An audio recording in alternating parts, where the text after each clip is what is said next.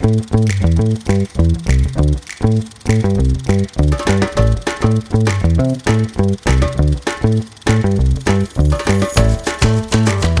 everybody and welcome to another episode of Kev's Movie Corner. I am Kev and this week we are talking about duck soup.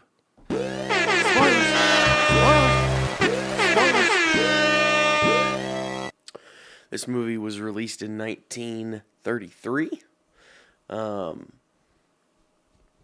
A snippet from IMDb says Rufus T. Firefly is named the dictator of a bankrupt Freedonia, which is the name of the country, and declares war on neighboring Sylvania over the love of his wealthy backer, Mrs. Teasdale, contending with two inept spies who can't seem to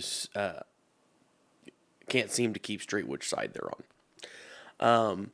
This is a Marx Brothers comedy, which I did not realize before I started watching it.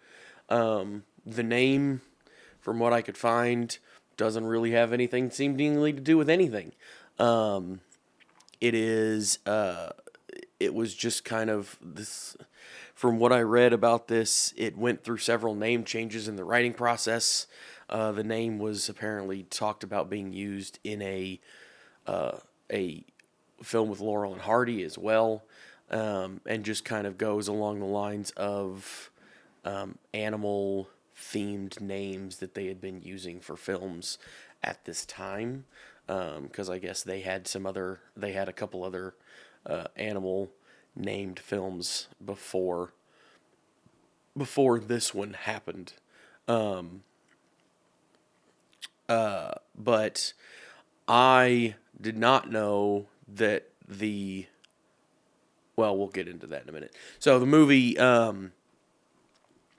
starts off with Miss Teasdale agreeing to give $20 million to this bankrupt country, but her only rule with the money is that Rufus T. Firefly has to become the leader of this country. Rufus T. Firefly is played by Groucho Marx.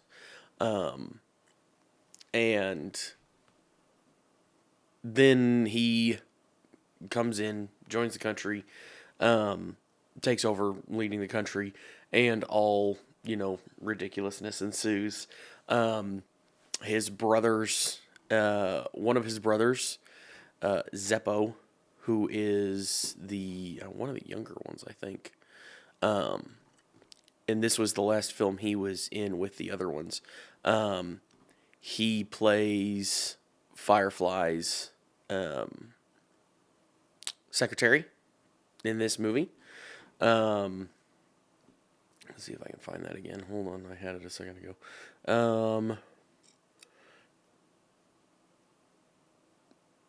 Bob Roland. He plays the secretary. I think it's Lieutenant Roland in this. So he plays the secretary for Firefly. You have Harpo Marx and Chico Marx, who play Pinky and Chicolini, respectively, and they're spies for Sylvania, who's trying to take over this country. The leader of Sylvania is trying to take over Freedonia and is trying to get dirt on Firefly so that he can easily do that. And he hires these two spies who are, the joke with them seems to be that they're about as intelligent combined as a bag of potatoes. So, it's very vaudevillian jokes. It's a lot of one-liners back and forth, and there's some musical numbers in there as well, mixed in as well. So you've got the three of them. They're trying to figure out what's going on. They're trying to get into Groucho's or Firefly's inner circle. He ends up offering Chicolini a job as the Secretary of War at one point. Pinky, or Harpo, doesn't ever talk, and that is actually one of his characteristics in a lot of movies. But they kind of just keep going back and forth all the time, and it's just it's one ridiculous kind of scene after another. There's a point where Pinky and Chicolini get into a fight with a street vendor, Edgar Kennedy, who was a pretty famous comedian back in this time as well, and they get into like an altercation over there being street vendors next to each other and the just being ridiculous. Like they start kicking each other and stealing hats, and there's a bunch of things that go on with this. But yeah, it's a lot of. Eventually, they end up going to war. Sylvania and Freedonia end up going to war. The spies end up fighting with Firefly and Freedonia, and there's some jokes that happen there, and then eventually Sylvania's leader tries to break into their little encampment and surrenders, and in the last second surrenders, even though he's winning the war, and it just kind of ends. It just there's a big celebration, and that's about it. It's a very over the top comedy. This is early films with sound. It's called a pre-code musical. So this was before you had the Hays Code that came into effect that kind of put a lot more restrictions in place on what they could and couldn't do. So there's jokes of making fun of that. There's a joke actually with they weren't allowed to show a man and a woman in the same bed because of that, or because of rules at the time. So there's a scene when Harpo or Pinky goes into a house with his horse and a beautiful woman, and you see all their shoes laying at the bottom of the bed, and then you see her shoes, you see the bottom of a bed, and it pans across, you see her shoes, his shoes, and horseshoes, and he's in bed with the horse, and the woman's in a different bed. So there's a bunch of random jokes like that. This is one of the most commonly noted pictures with the mirror joke, even though it wasn't, I guess, originated in this, where you have two people that are supposedly on opposite sides of what is supposed to be a mirror, imitating each other and moving around and kind of making faces and things. That goes on for a little bit in the middle of this. One of the other jokes is that Pinky, Harpo's character, doesn't ever talk. That's apparently a relatively common things in their movies. From what I've read, I've never seen a Marx Brothers film. I didn't actually know there were more brothers. I knew of Groucho Marx only because of cartoons back in the day. I remember like Bugs Bunny putting on, glasses and a cigar and a mustache and walking around and, with bent over and things like that. But that's about the extent of my knowledge of Groucho Marx and the name. I knew the name Groucho Marx, but Harpo goes back to kind of vaudevillian.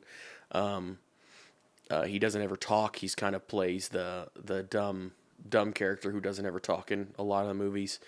He wears a big overcoat and a hat, and the joke is that he's always got something in it that he pulls randomly out of his coat. In this one, he's got a bunch of horns, and that's how he talks. Basically, he just squeezes a horn.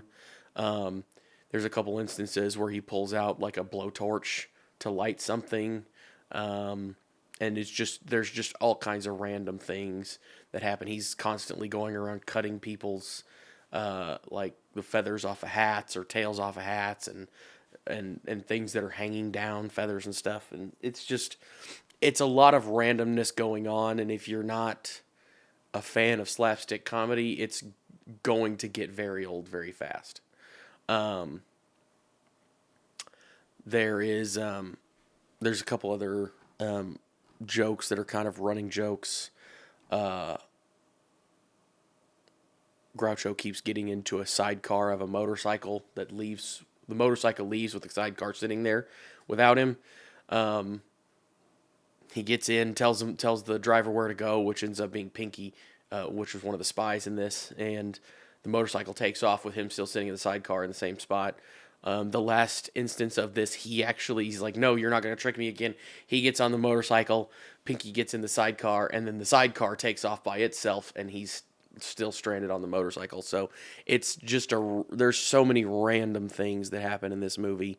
From what I was reading on this, it didn't do very well when it came out because it came out during the Great Depression. It also was the last film that the Marx Brothers did with Paramount, because they had threatened to leave and start their own studio. This kind of was this big ordeal that was going on between the two at the time. So there's just some random things. The mirror scene is one of the big ones that I saw that was a big joke. The fight over the vendors is another one that is mentioned in here. There's in the war at the end, there is Groucho's character keeps, he's always talking. He's almost always talking, and it's always little quick quippy one-liners. But the battle scenes has been called one of the funniest scenes in all of television or all of movies, because they keep, every time they show him, almost every sequence they show him in, he's wearing a different uniform. He wears both sides of the American Civil War uniform. He wears a Boy Scout uniform. He wears a Davy Crockett uniform. He wears a British Palace Guard uniform. And at the same time, this is cut with clips of outside the building that they're in that show it as a bunker and a fort and just keep changing constantly. So every time they cut to the scene, or cut between the two, it's a different thing, but it's the same place, or it's supposed to be the same place. So it's just ridiculousness of everything going on again. And it was, there's a couple jokes in there about kind of poking at war and how it's not really a thing that is needed. But it is, it's a funny movie.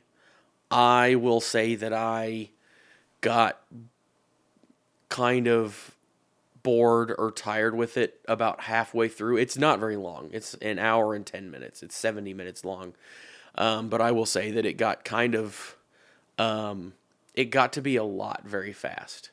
Because like I said, it's just constant one-liners and just ridiculous gags, over-the-top gags. So if you like that kind of stuff, this might be worth it for you. It's something funny to watch. It is a piece of, it has become a classic, a piece of history, in film and in comedy. I mean, the Beatles said that it was one of their inspirations for comedy in their, acts and things, and was part of the inspiration for their film Help. It was also, so it's become a classic, even though it didn't do really well at the beginning. So yeah, if you are interested in that, it was pretty easy to find. And it's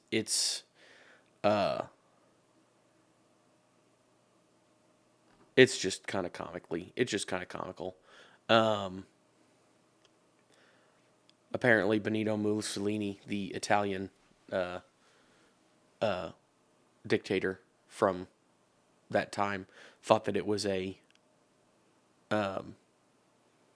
a direct attack on him, and the Marx Brothers were ecstatic when they learned of this, apparently. And the name was another funny thing. Where did I find that? That Groucho mentioned the name.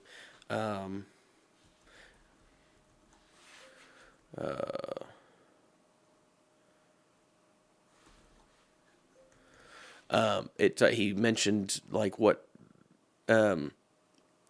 something about staying away from soup for the rest of your life, but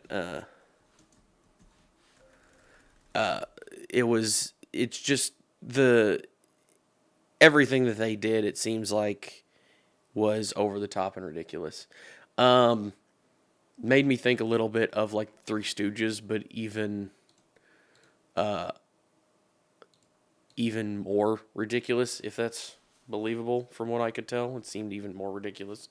And maybe that just goes back to vaudeville. I obviously wasn't alive during the vaudeville times and never have really seen a vaudeville type show, but yeah.